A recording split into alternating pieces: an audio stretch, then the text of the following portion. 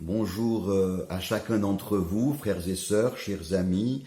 Très heureux de vous retrouver pour notre rendez-vous. Un mot pour aujourd'hui. Alors, ce matin, je vous proposerai de commencer une nouvelle série de courtes réflexions bibliques. Cette série, je l'ai intitulée « Le chrétien face à ses questions ». Le chrétien face à ses questions, ce sera donc une série qui nous amènera à aborder de nombreuses thématiques pratiques, concrètes, pour nous aider à la lumière de la bonne parole de Dieu à régler, à résoudre certaines difficultés qui pourraient se présenter à nous. Le chrétien face à ces questions. Et ce matin, le thème que je vais vous proposer est le suivant. Le chrétien et ses rapports avec l'argent. C'est un sujet qui est très présent dans la Bible, très présent, beaucoup de conseils, beaucoup d'exemples, beaucoup de récits dans l'Écriture sont en rapport avec la question de l'argent, de l'enrichissement, de la recherche des richesses. Et je crois qu'aujourd'hui, plus encore qu'hier, le chrétien est confronté à ce sujet. Même dans le milieu de la chrétienté, nous observons toutes sortes d'enseignements, de courants, d'instructions qui pourraient conduire l'enfant de Dieu dans des voies dangereuses, dans des impasses. Nous observons l'amplification de la doctrine appelée l'évangile de la prospérité, selon laquelle lorsque Dieu bénit, forcément il fait de nous des plurimilliardaires, ce que la Bible réfute totalement. On trouve sur les réseaux sociaux diversité de ce qu'on appelle aujourd'hui des capsules.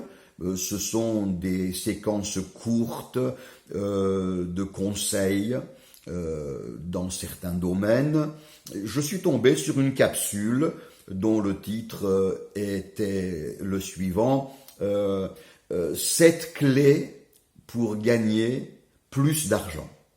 Donc on voit bien que le sujet préoccupe de plus en plus et qu'il est abordé très souvent dans les médias. J'aimerais ce matin, d'une façon simple, synthétique, aborder ce thème à la lumière de la parole de Dieu.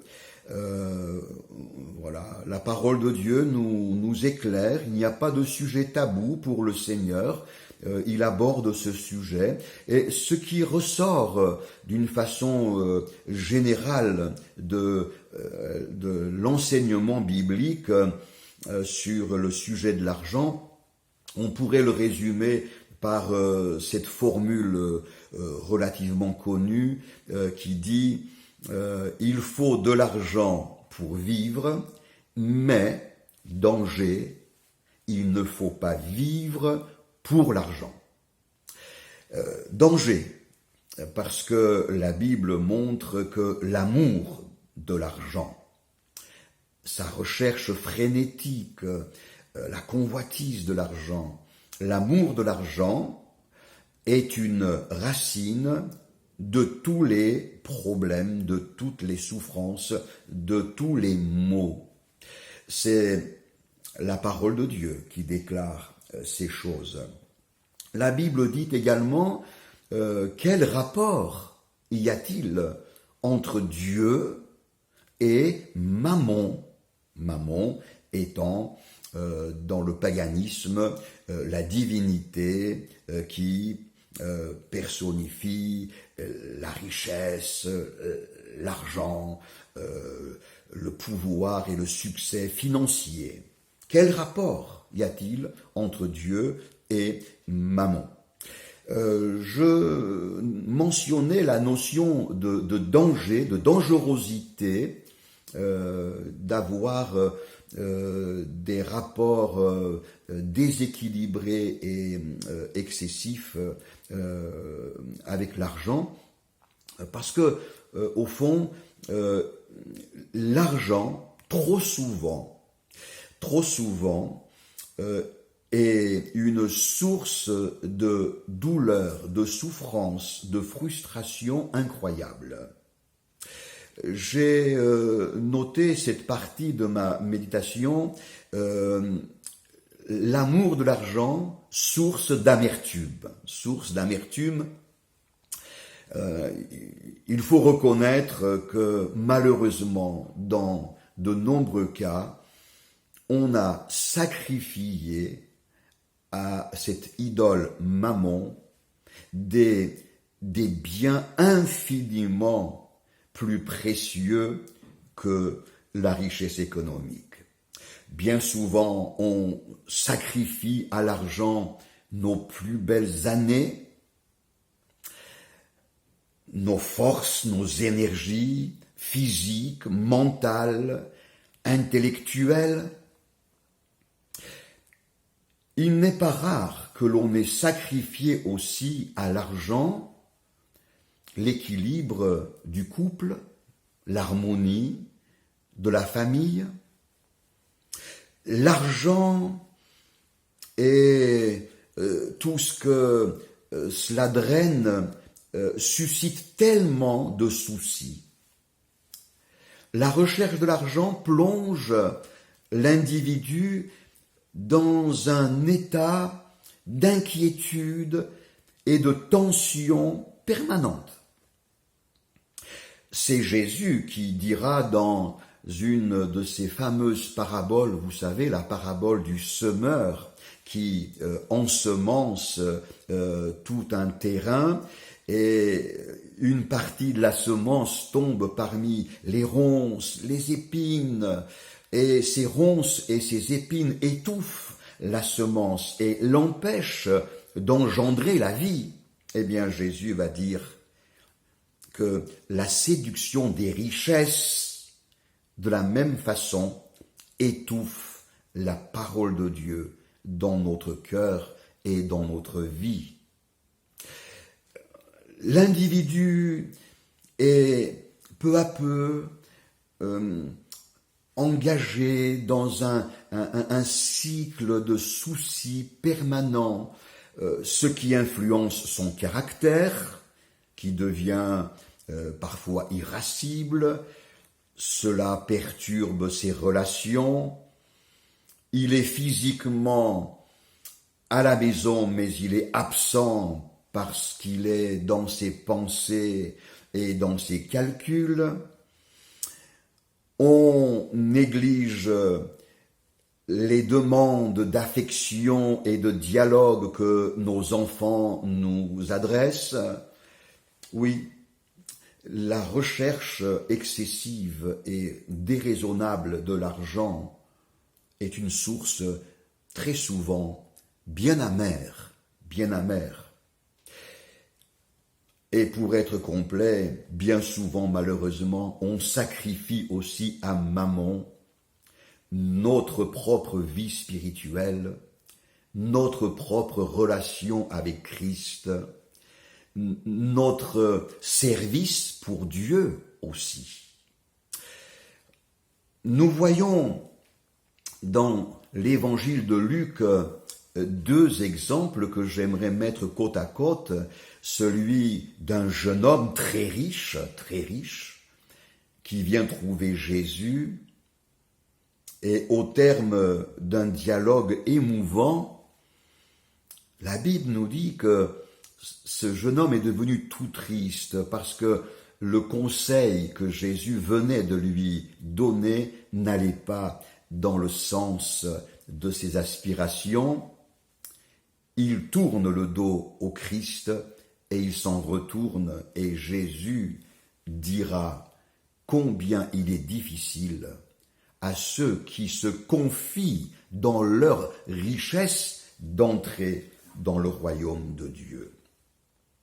Et puis, dans le même évangile de Luc, le deuxième exemple, en la personne d'un percepteur d'impôts à la retraite, nommé Zachée, un homme riche, très riche, habitant la ville résidentielle de Jéricho. Il entend parler de Jésus et cela suscite chez lui une saine curiosité. Il veut connaître Jésus et il finit par le rencontrer, plus exactement Jésus le rencontre. Et Jésus lui dit, Zachée, il faut que je demeure aujourd'hui dans ta maison. Et chose absolument surprenante, Zachée va sauter de joie et va accueillir le Christ chez lui et spontanément, il va parler d'argent. Et il va dire, Seigneur Jésus, je donne la moitié de mes biens aux pauvres. Et si, au cours de ma carrière, j'ai lésé quelqu'un, je vais lui rendre le quadruple. Quel miracle, quel changement! Cet homme qui était riche va s'apercevoir que ses richesses étaient de fausses richesses, des richesses bien imparfaites et illusoires. Il vient de trouver la perle de grand prix en la personne de Jésus. Il vient de trouver le véritable trésor dans le Christ Sauveur. Alors, son âme est libérée de l'attraction, plus encore de la domination que l'argent exerçait sur lui. Une vraie délivrance. Alors, quelle sera notre attitude? Continuer à nous attacher à des richesses éphémères, ou bien comprendre que Jésus, lui, c'est la perle de grand prix et qu'il est venu nous apporter les vraies richesses. Que faire? Je terminerai ce propos en citant quelques versets de la Bible. Le Proverbe 30, versets 8 et 9, nous dit ceci. C'est une prière adressée à Dieu. Seigneur, ne me donne ni pauvreté, ni richesse. Accorde-moi le pain qui m'est nécessaire, de peur que dans l'abondance, je ne te renie et ne dise qui est l'Éternel, ou que dans la pauvreté, je ne dérobe et m'attaque au nom de mon Dieu. Et puis cet autre texte, Proverbe 23, verset 4, ne te tourmente pas pour t'enrichir, n'y applique pas ton intelligence, veux-tu poursuivre du regard ce qui va disparaître, car la richesse se fait des ailes.